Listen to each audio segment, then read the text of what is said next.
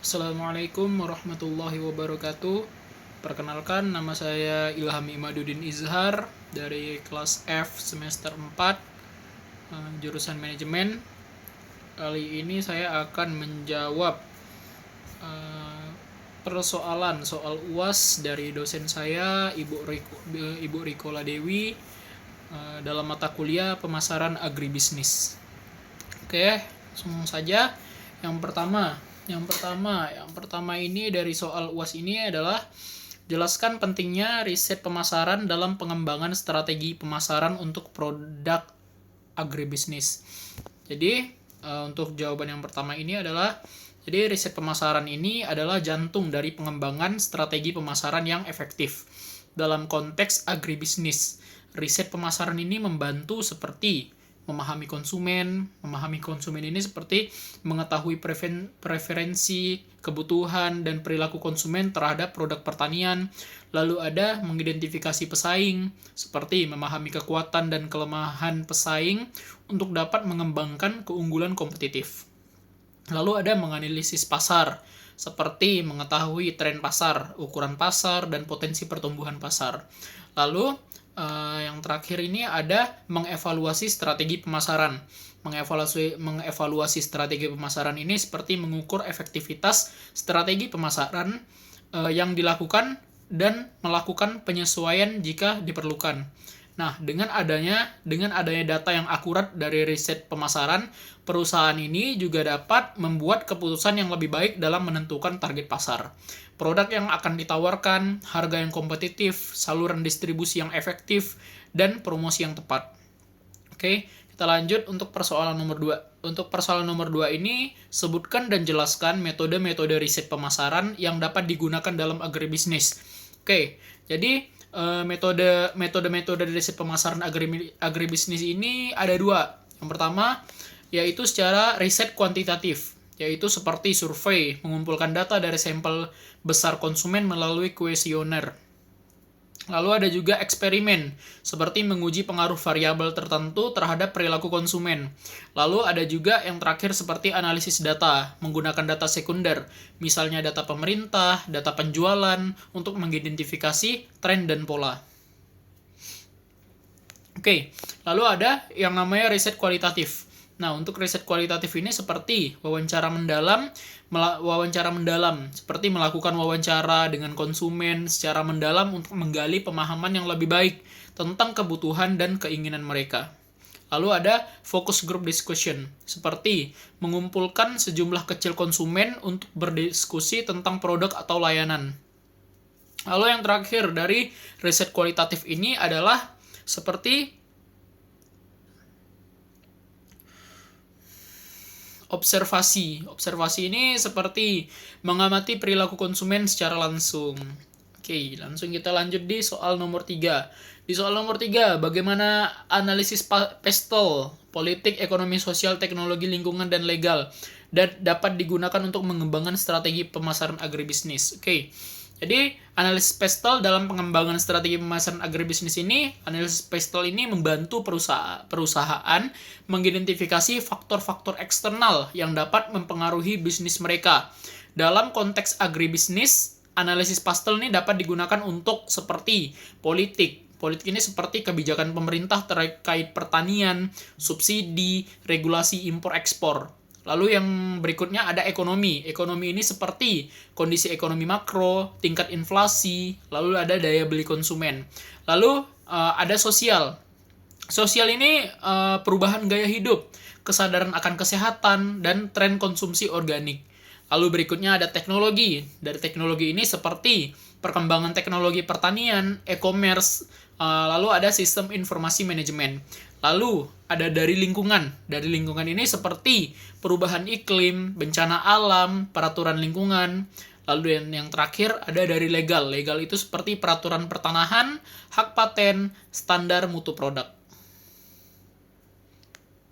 Nah, jadi dengan memahami faktor-faktor PESTEL, perusahaan itu dapat mengantisipasi perubahan dan mengembangkan strategi yang lebih adaptif. Oke, kita lanjut di berikutnya persoalan nomor 4. Nah, di persoalan nomor 4 ini, sebutkan dan jelaskan strategi diferensiasi produk dalam agribisnis dan berikan contoh bagaimana perusahaan dapat mengimplementasikan strategi ini. Nah, jadi diferensiasi produk ini adalah upaya untuk membuat produk agribisnis berbeda dari produk pesaing. Contoh strategi diferensiasi itu seperti kualitas. Kualitas ini menawarkan produk dengan kualitas yang lebih tinggi. Misalnya organik bebas pestisida. Lalu ada varietas. Varietas ini seperti menawarkan berbagai macam varietas produk untuk memenuhi kebutuhan konsumen yang beragam. Lalu ada kemasan. Kemasan ini seperti menggunakan kemasan yang unik, lalu dan menarik untuk menarik perhatian konsumen. Lalu ada dari asal-usul. Asal-usul ini seperti menekankan asal-usul produk, lalu misalnya produk lokal, produk organik. Lalu dan yang terakhir ini adalah layanan tambahan. Layanan tambahan ini seperti memberikan layanan tambahan seperti contohnya pengiriman gratis, lalu ada juga konsultasi pertanian.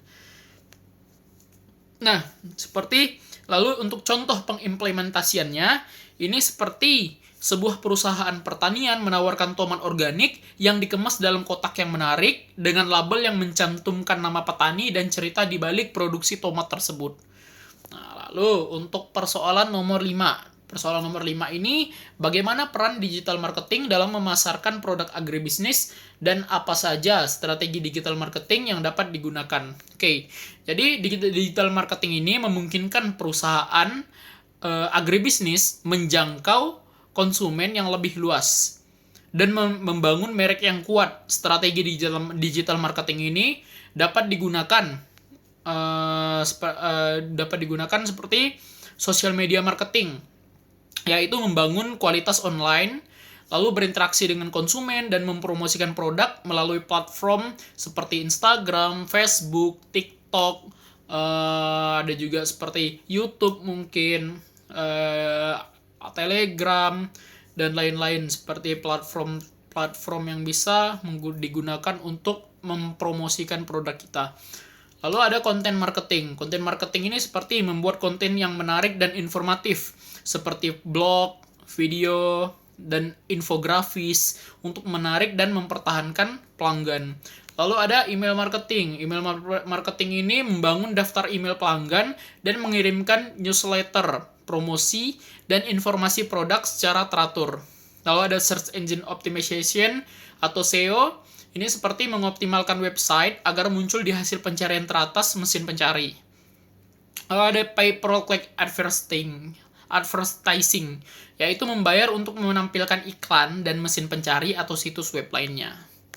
Lalu, itu dari persoalan nomor 5. Lalu kita di persoalan terakhir, nomor 6, yang memiliki pertanyaan, apa saja metode yang dapat digunakan untuk pengendalian pemasaran agribisnis dan bagaimana penerapannya dalam praktik. Oke, untuk metode pengendalian pemasaran agribisnis ini, pengendalian pemasaran ini bertujuan untuk memastikan bahwa strategi pemasaran yang telah ditetapkan berjalan sesuai dengan rencana dan mencapai tujuan yang diinginkan.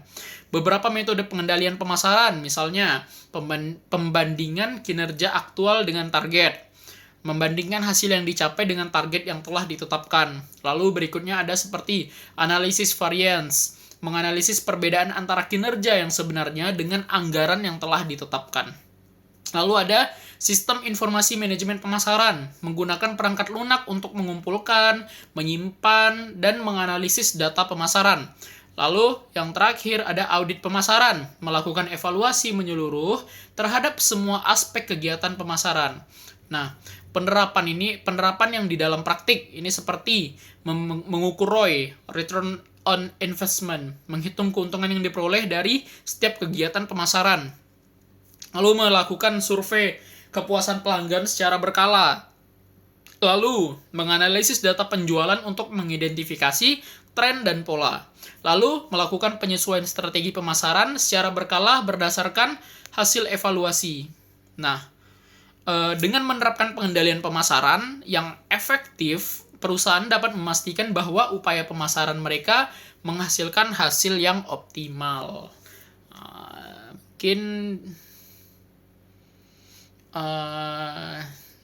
Mungkin hanya itu saja dari saya yang bisa saya jawab dari persoalan UAS yang diberikan oleh dosen saya, Ibu Rikola Dewi, dalam mata kuliah Pemasaran Agribisnis. Saya Ilham Imaduddin Izhar dengan NIM 2210 417828 mengucapkan kalau misal ada kurangnya mohon maaf. Terima kasih. Assalamualaikum warahmatullahi wabarakatuh.